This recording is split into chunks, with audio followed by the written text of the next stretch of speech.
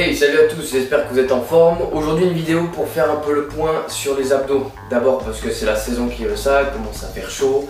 Donc on entend tous un peu l'appel de la plage et des maillots. Et donc on veut tous avoir des tablettes de chocolat bien propres pour cet été. Voilà, le problème c'est que, et vous avez raison, vous n'avez pas envie de transpirer pour rien. Ok, donc la question qui revient le plus souvent en ce moment, parmi les membres du site comme ailleurs, c'est quel est le meilleur exercice pour faire ressortir les abdominaux? On y va. Alors, une simple précision avant de commencer, même si ici on va parler de l'exercice qui permet de faire ressortir le mieux les abdominaux, n'oubliez jamais que la plus grosse partie du travail se fait dans votre assiette. Je le dis, je le répète constamment, si vous me suivez depuis longtemps, vous le savez, 80% de vos résultats sur n'importe quelle transformation physique, c'est l'alimentation qui va vous l'apporter. Ok? Donc c'est valable pour la sèche. Si vous voulez vraiment faire ressortir vos abdominaux, faites d'abord attention à la nutrition et à ce que vous mettez dans votre assiette. Et ensuite, pensez à l'entraînement. Mais pour cette vidéo, on va voir quel est donc l'exercice qui permet de tonifier un maximum et de fusiller la sangle abdominale. Mais alors c'est quoi cet exercice magique pour les abdos? Alors ceux qui suivent les programmes personnalisés de la méthode Coach on Web le savent bien, parce que j'en mets un peu partout, tellement c'est efficace. C'est le gainage. Ok? Pourquoi? Pour plusieurs raisons. D'abord parce que c'est une contraction isométrique, c'est-à-dire que c'est une position à tenir sans mouvement, ce qui permet d'abord à tout le monde de le travailler, sans matériel, et en plus en réduisant considérablement le risque de blessure. Ensuite, c'est un mouvement qui a plusieurs variantes, on va les voir dans la suite de la vidéo. Donc vous pouvez travailler à différents niveaux, que vous soyez débutant, confirmé ou expert, il y a forcément une position qui va vous permettre de travailler vos abdominaux. Ensuite, en plus de travailler les grands droits, les muscles externes, on travaille aussi sur des muscles internes. Donc le fait de les tonifier, ça va repousser un peu les muscles externes, comme les grands droits, qui sont la partie visible des abdominaux.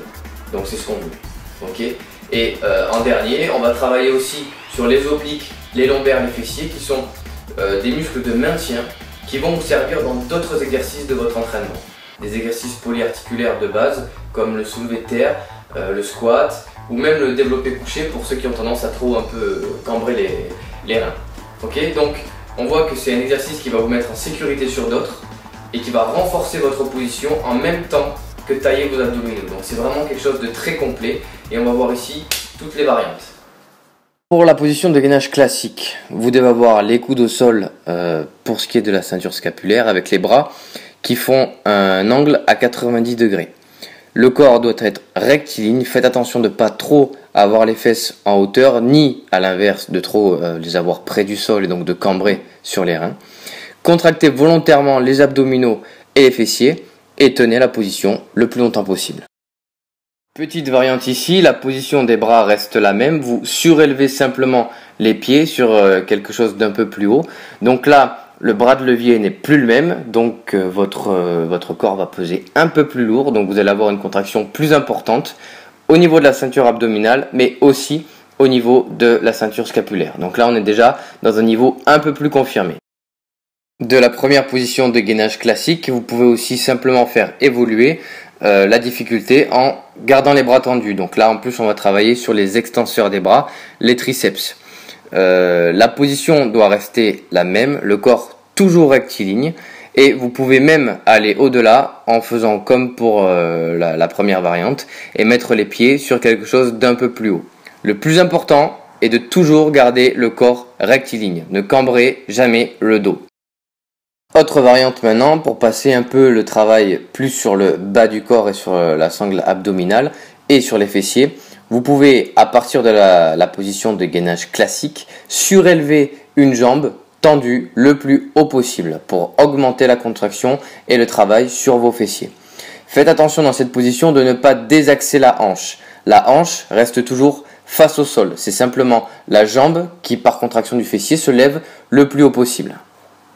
Pensez à effectuer le mouvement, bien entendu, des deux côtés.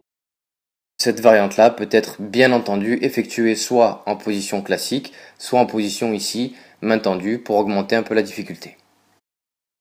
Alors voici maintenant une variante qui va engager un peu plus la contraction des obliques, la partie qui se trouve sur le côté de votre taille, sur le côté des abdominaux. Donc de la position de départ en gainage classique bras tendu, vous allez écarter un peu vos appuis sur les jambes, donc vous écartez un peu les pieds et vous allez lever un bras en gardant l'appui sur l'autre. Donc là, ce qu'il est très important de faire, c'est de ne pas désaxer pareil la ligne des épaules. On n'est pas en torsion, vous devez rester le corps rectiligne et de face par rapport au sol. Comme pour les jambes, pensez à répéter le mouvement des deux côtés. Une autre difficulté que vous pouvez engager, les deux mains placées sur un medicine ball. Pourquoi ? Parce que là, le fait de ne pas avoir un appui stable au sol, ça va faire rentrer en jeu tous les muscles stabilisateurs de vos épaules et de vos pectoraux. Et comme la taille, les abdominaux sont le lien entre l'équilibre que vous avez des pieds aux épaules, ils vont travailler aussi pour maintenir l'équilibre que vous devez rechercher. Et enfin, le gainage uniquement pour les obliques. Donc là, on est vraiment sur une position sur le côté, le coude au sol, dans l'axe des épaules et le corps toujours bien droit, rectiligne. On essaye d'avoir vraiment les hanches dans l'axe du corps. Et vous tenez la position. Essayez de ne pas vous aider de la main qui est inutilisée, de ne pas la laisser au sol. Le mieux, c'est de la mettre sur la hanche pour augmenter encore un peu le poids que vous pouvez avoir sur cette position-là. Et voilà ce que ça donne de face.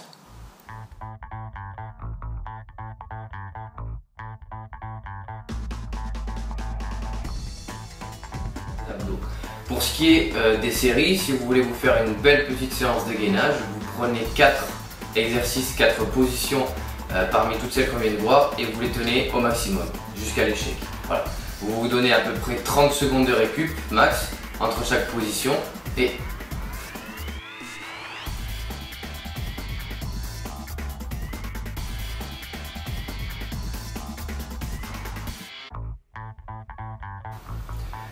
donc je vous disais 4 positions tenues jusqu'à l'échec avec 30 secondes de récup à chaque fois entre. Si vous avez aimé cette vidéo, n'oubliez pas de rajouter un petit j'aime en bas ou de commenter si vous avez des remarques ou des questions. Vous pouvez aussi vous inscrire sur le site coachonweb.com pour me poser vos questions directement par mail et avoir accès plus tard à un programme personnalisé. A très bientôt, n'oubliez pas en attendant, maintenant que vous savez comment faire, si vous voulez être mieux, faites-vous mal.